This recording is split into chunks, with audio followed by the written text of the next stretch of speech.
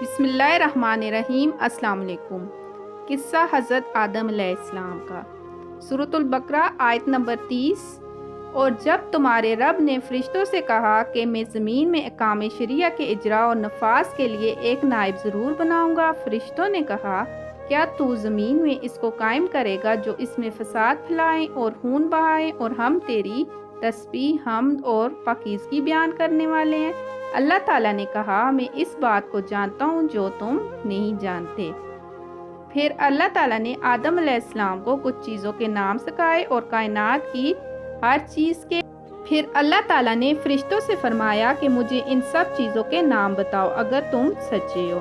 فرشتوں نے کہا اے اللہ آپ پاک ہیں، ہمیں کوئی علم نہیں، آپ نے جو علم ہمیں سکھایا وہی ہمارے پاس ہے، آپ کا علم لامحدود ہے۔ فرشتوں کی عظمت تھی کہ انہوں نے فوری مان لیا، انہوں نے اپنی کم علمی کا اعتراف کر لیا۔ پھر اللہ تعالیٰ نے آدم علیہ السلام سے فرمایا کہ تم انہیں نام بتاؤ۔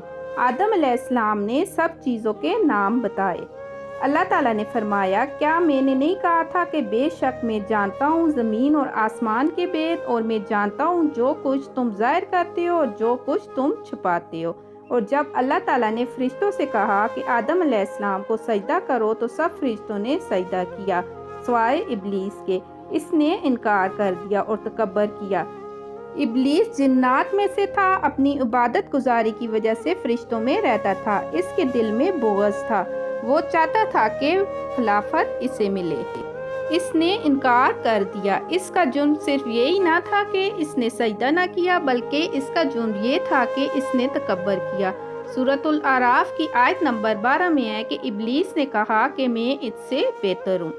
آدم علیہ السلام کو علم و عقل کی وجہ سے فرشتوں پر فضیلت دی گئی۔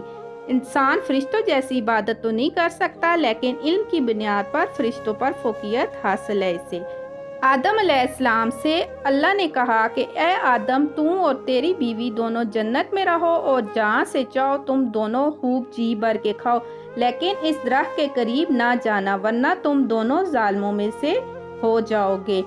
تو ان دونوں کو شیطان نے پھسلایا اور ان کے دلوں میں مختلف طرح کے وسوسے ڈالے، ان کے دل میں یہ خیالات ڈالے کہ جنت میں اللہ نے ہر چیز کھانے کی اجازت دی ہے، صرف اسی درخت پر پابندی لگائی ہے۔ اس کا مطلب ہے کہ اس میں کوئی ایسی خاص چیز ہے جو دوسروں میں نہیں ہے۔ شیطان پہلے حضرت آدم علیہ السلام کے پاس آیا اور کہا کہ میں ایسے درخت کا پتہ نہ بتاؤں جس کے کھانے سے موت ختم ہو جائے گی اور ہمیشہ جنت میں رہو گے۔ پھر حوا علیہ السلام کے پاس جا کے اس نے ان کے دل میں بھی وسوسے ڈالے، تو ان دونوں کے دل میں اس کو کھانے کی خواہش پیدا ہوئی، لیکن جوں ہی انہوں نے اس پھل کو چکھا پہلی سزا یہ ملی کہ ان کے جنت کے لباس اتروا دیے گئے اور دونوں شرم کی وجہ سے جنت کے درختوں کے پتے اپنے اوپر چپکانے لگے۔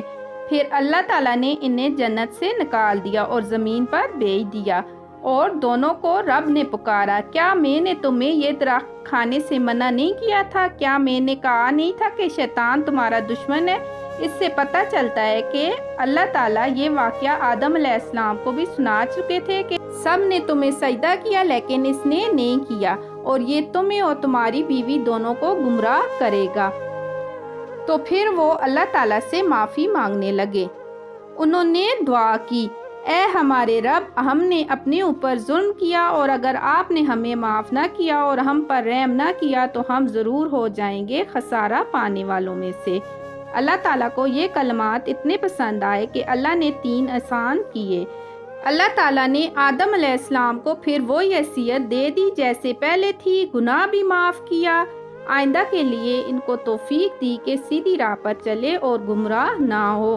اس سے پتہ چلتا ہے کہ ہم انسان خطا کے پتلے ہیں۔ اللہ تعالیٰ نے یہ فرمایا کہ آپ کی توبہ قبول ہو گئی ہے، اب آپ دنیا میں رہیں گے اور آپ کی اولاد ہوگی۔ آپ اپنی آئندہ آنے والی نسلوں کو بتا دیں کہ پیغمبر اور رسول آتے رہیں گے اور آپ کو حق کی دعوت دیتے رہیں گے۔ جو کوئی پیغمبروں کی دعوت پر لبیک کہے گا اور احکام الہی پر عمل کرے گا تو جنت میں جائے گا، اور جو کوئی میرے کام کی پیروی نہیں کرے گا اس کو دنیا میں ہی زندگی تنگ دے دوں گا۔ اس لیے جو کوئی جنت میں جانا چاہتا ہے تو اسے اس کے لیے محنت کرنی پڑے گی۔ یعنی جو عمل کرے اسے ملے گی جنت، اور جو عمل نہیں کرے گا تو وہ اس سے محروم رہے گا۔ ویڈیو اچھی لگے ویڈیو کو لائک کریں، شیئر کریں، کمنٹ کریں اور چینل کو سبسکرائب کریں۔ اللہ حافظ۔